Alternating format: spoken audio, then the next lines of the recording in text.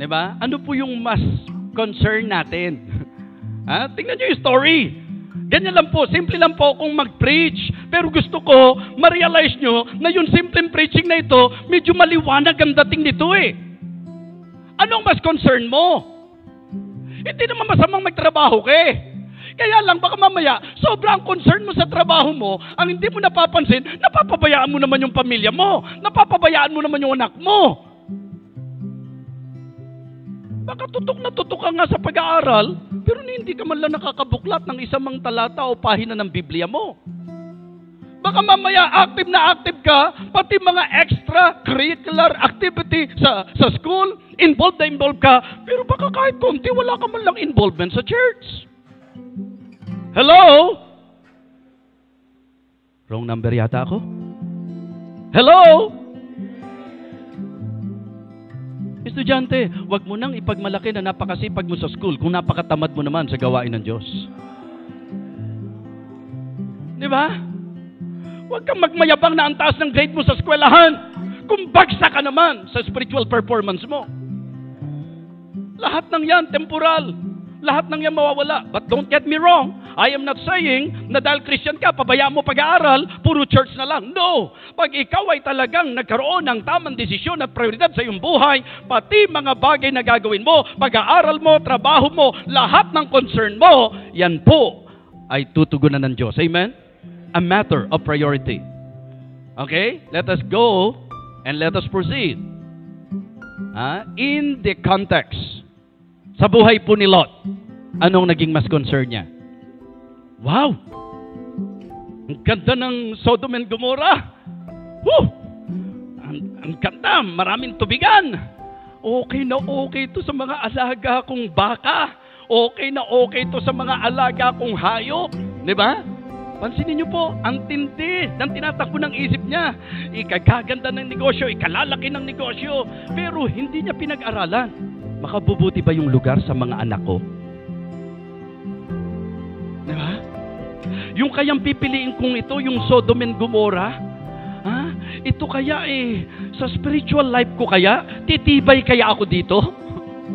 Lalo kaya akong magiging matibay sa aking makadiyos na buhay? O baka itong mapupuntahan ko, kagaling-galing at kami naglilingkod sa Diyos, kagaling-galing at may panahon kami sa Diyos, baka pag napunta ako sa lugar na ito yung humatak sa akin, palayo sa Diyos. Naiintindihan niyo po ako. Nangyayari po yan sa tunay na buhay. Na nung walang trabaho, active sa church. Nung nagkatrabaho, nawala sa church.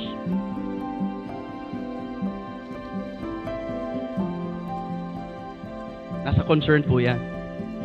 Ano mas pinapahalagahan mo? Ano minamamagnify mo? Diba? With a concern, we magnify. We magnify.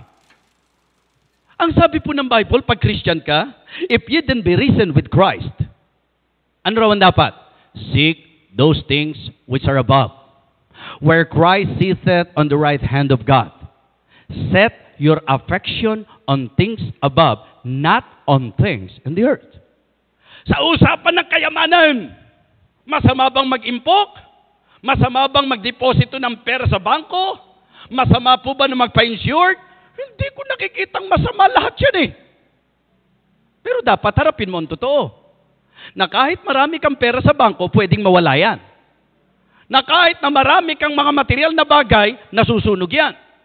Alam niyo po mga kapatid, pinalikas na po yung mga malapit doon sa Taal, volcano. Isang bagay ang titiyakin ko sa inyo. May mga bahay doon na marahil sira na.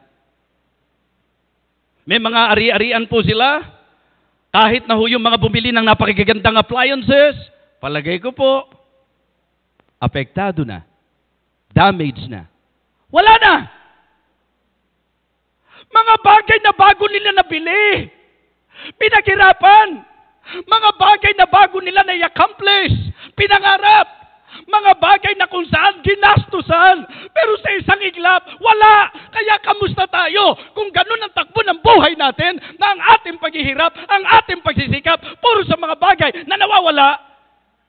Anong inaasahan mo?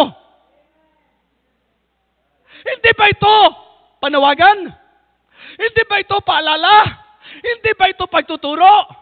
Ang hindi kayang sabugan ng bulkan ay ang mga ginawa mo para sa Panginoon. Yung paglilingkod mo, yung lahat ng ibinigay mo para sa gawain ng Diyos. Kahit sumabog ang lahat ng bulkan, mananatili yan sapagkat yan nakatatak sa puso ng Panginoon. Pero ano concern mo? Ano minamagnify mo?